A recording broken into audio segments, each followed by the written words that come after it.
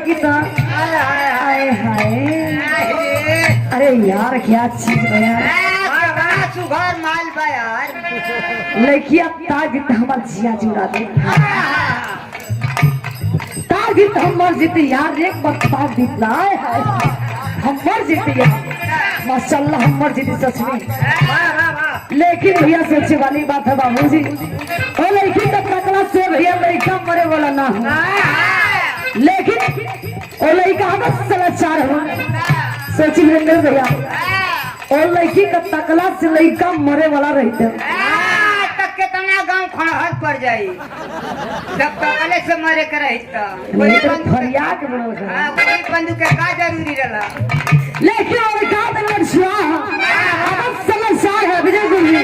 hello लड़का कहा था का कहा